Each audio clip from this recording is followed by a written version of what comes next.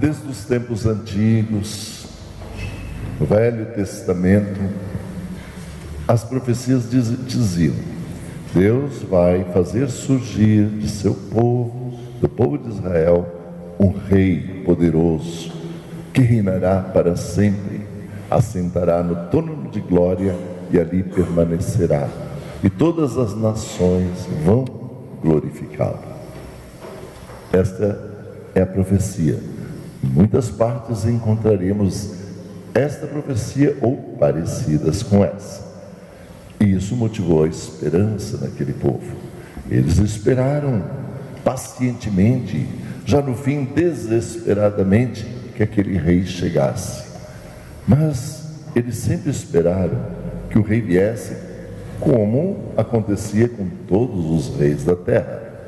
Como são os reis terrenos, desde os tempos antigos até os dias de hoje. Reis, imperadores, sentam-se num trono, geralmente um trono bonito, dourado, cravejado de pedras. O rei tem um tesouro, riqueza. O rei tem um exército para defendê-lo. O rei tem pessoas que o rodeiam e que ele vai delegando poderes. O poder maior é para quem senta à sua direita, o primeiro-ministro, depois o segundo-ministro, à esquerda e assim por diante. Um grupo de pessoas que ajudam-no a governar, ministros, conselheiros. Desde os tempos antigos foi assim. Os imperadores, Herodes, era um rei, com primeiro-ministro, com conselheiros, e ali ele reinava.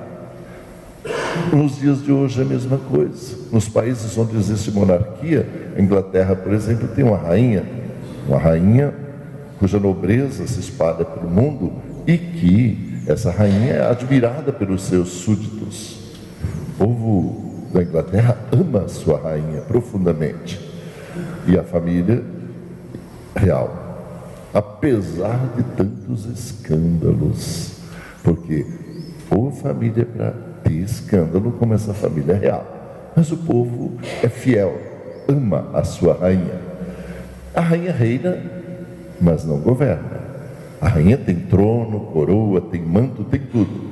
Quem governa é o primeiro-ministro, um homem de muito poder. Às vezes já aconteceu durante o seu reinado de ter uma primeira-ministra, Margaret Thatcher.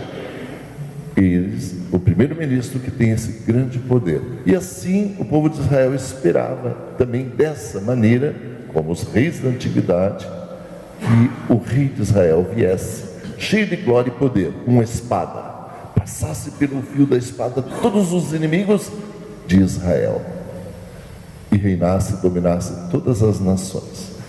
Porém, eles nunca poderiam imaginar que esse rei viria assim, mas não dessa maneira como eles imaginavam.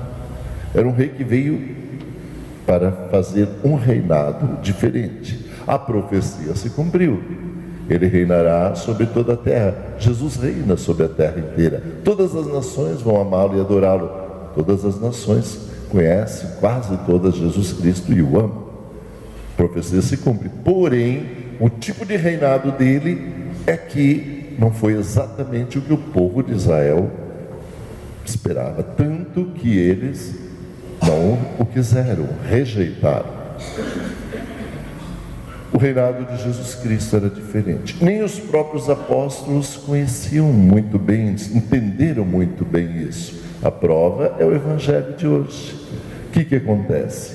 João e Tiago, os filhos de Zebedeu e Salomé, eles estavam de olho, seguiam Jesus Cristo, amavam ele, ouviam, aprendiam, mas ainda não tinham entendido esse reinado. Eles pensavam que o reinado de Jesus seria um reinado como os reinados humanos. Por isso eles foram lá conversar com ele. Ô Senhor, escondidinho dos outros 10, que eram os 12 apóstolos, por que o Senhor não concede para mim e para o meu irmão um lugar de honra no teu reino? Dê para mim o ministério, primeiro-ministro, para me sentar à tua direita. Dê para o meu irmão Tiago um cargo de segundo-ministro. Quando tu estiveres reinando sobre esse povo, lembra-te de nós, coloca a gente. Vejam, é o tráfico de influência tão comum na politicagem de hoje, porque afinal de contas, hoje é o que nós vemos isso. Eu, principalmente, convivi muitos e muitos anos com pessoas que procuravam se eleger para dominar, para empregar toda a família, o nepotismo. Tranquilamente, apesar de ser proibido, eu vi. A esposa era chefe disso, o outro era secretário disso, o sobrinho daquilo. Toda a família de alguém que se elegia um prefeito, um governador, era empregado. E vivia ali, ao redor do prefeito. A política era feita para dominar. E essa é a questão. O poder. Como é que nós podemos exercer o poder? De duas maneiras. A gente pode exercer o poder para dominar ou para servir. E aí vai depender de cada um. Nós, ao longo da história, temos esses exemplos claros de pessoas que só usaram o poder para dominar e de pessoas que usaram não para enriquecer, mas para servir, ajudar, para trabalhar em função de um povo que lhe foi confiado, de uma nação, de um estado, de um município. Que exemplos nós poderíamos dar? Um exemplo ruim: Hugo Chávez na Venezuela, ditador, um homem forte, mas que queria que a sua vontade fosse feita sempre. Ele não admitia ser contrariado. Dominou a Venezuela durante tantos e tantos anos, a ferro e fogo. Quanta gente na repressão morreu, sofreu e empobreceu. E ele não largava o poder. Ele queria por toda a lei o poder. E enriqueceu. Ficou doente. Estava já em estado terminal de câncer. E não largava o poder. E continuava, mesmo morrendo, a fazer todas as atrocidades. Esse é um exemplo ruim de pessoa que usa o poder para dominar, para enriquecer, para submeter as pessoas, para que seja feita sempre a sua vontade. Oxalá ele tenha se arrependido no último momento para ganhar a salvação. Isso só a Deus pertence, não a nós, não julgamos, mas constatamos essa realidade. Ou em Cuba, Fidel Castro, quantas e quantas décadas, desde a década de 60, ali, firme no poder, nunca abriu mão, nunca fez uma democracia, nunca admitiu que outras pessoas o ajudassem a governar, empobreceu o país, cercou as fronteiras, o país virou uma miséria, proibiu a religião, e o país foi afundando e atrasando cada vez mais, e até hoje continua ali firme. Quando ele não teve mais possibilidade, pela doença e pela idade, colocou o irmão dele, mas ninguém estranha. É um exemplo feio de pessoas que usam o poder para dominar. E mesmo nós no Brasil, nós tivemos um exemplo de pessoa pobre, que veio do interior, da pobreza, lutou para chegar num cargo, conseguiu esse cargo através do voto e se tornou um dos homens mais ricos do Brasil, com domínio, e hoje, doente, quantos e quantos problemas de saúde tem, mas continua ali firme, agarrado na política, lutando pelo domínio, manter a riqueza que ele conseguiu, de onde veio muito pobre, do sertão nordestino. Então nós temos todos esses exemplos que não são bonitos, onde o poder é usado para dominar e enriquecer, ao passo que nós temos belos exemplos de serviço, poder usado para servir. Em Joinville, Santa Catarina, é a maior cidade do estado, maior até que a capital. E lá eu conheci, quando eu era menino de 12 ou 13 anos, um senhor que estava montando uma fábrica pequena de geladeiras, também fazia consertos de geladeiras. Era um homem, filho de alemães, chamava-se Witte Freitag. E ele pegou os 2 filhos, mandou para a Alemanha fazer cursos, estudaram. Depois os filhos voltaram e eles começaram a montar uma fábrica maior. Fizeram uma grande empresa que se chama Consul, geladeiras, refrigeradores Consul. Se tornaram pessoas de muito bem. Um homem honesto, trabalhador, como toda a sua família, foi candidato a prefeito da cidade. Ganhou. Durante 8 anos foi prefeito, 2 gestões. uma honestidade a toda prova. Transformou a cidade numa cidade modelo. A cidade cresceu na sua gestão, embelezou-se, abriu fronteiras, abriu frentes de emprego. Um homem que nunca usou o poder para benefício próprio, mas para benefício daqueles que o elegeram. Nós temos esses exemplos bonitos.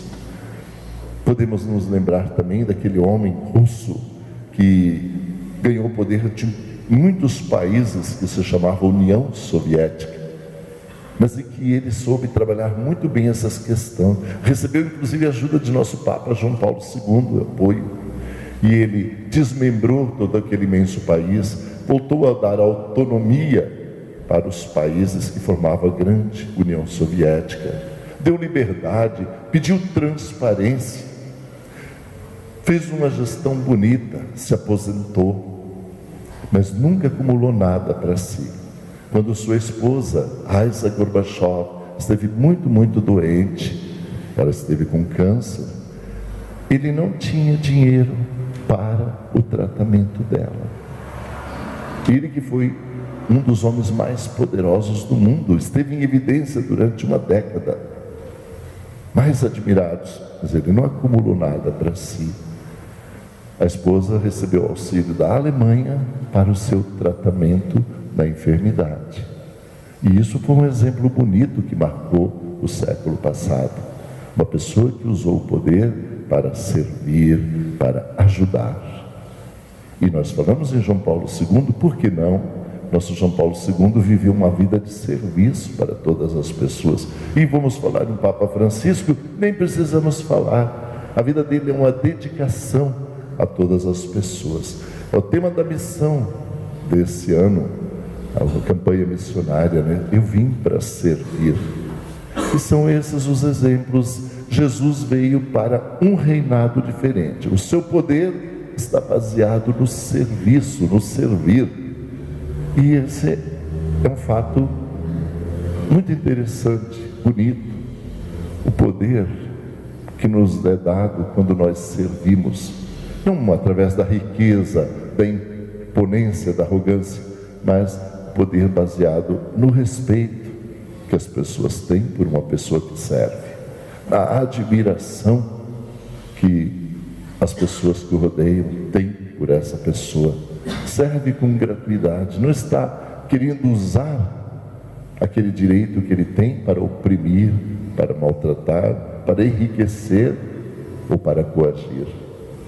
É algo muito diferente. É exatamente isso que Jesus nos ensinou. E tem muita gente que não compreendeu ainda a mensagem de Cristo, mas nós temos pessoas que compreenderam perfeitamente. Se nós olharmos as Santa Casas que foram construídas nesse imenso Brasil, com a boa vontade, a ajuda de tantas pessoas que doaram para benefício das pessoas enfermas, necessitadas. Se nós olharmos o voluntariado, hoje tão em evidência, quantas e quantas pessoas gratuitamente se doam, ajudando nos locais onde tem necessidade. Um trabalho voluntariado, não quer nada, apenas dedicado a servir e ajudar. E isso é o legado de Jesus Cristo no meio de nós. Pessoas que entenderam perfeitamente a mensagem dele. E mesmo nas nossas festas, quando nós fizemos uma quermesse, uma festa aqui, quantas pessoas vêm nos ajudar? Um vem doar uma coisa, outro vem trabalhar, outro quer trabalhar nessa barraquinha, outro quer vender rifas, todo mundo num trabalho bonito de serviço, de voluntariado. São pessoas que realmente entenderam o que Jesus Cristo quis falar, quis dizer quando nos transmitiu aquela mensagem. Eu vim para servir, para ajudar. O meu reinado não é um reinado de espada, de tesouros e de tronos. O meu reinado é um reinado de fraternidade e de serviço, de ajuda uns aos outros, porque todos nós, menos dia, neste momento, naquele, teremos necessidade de ser ajudados, servidos, de uma mão estendida em nossa direção. Louvado seja Deus, louvado seja nosso Senhor Jesus Cristo.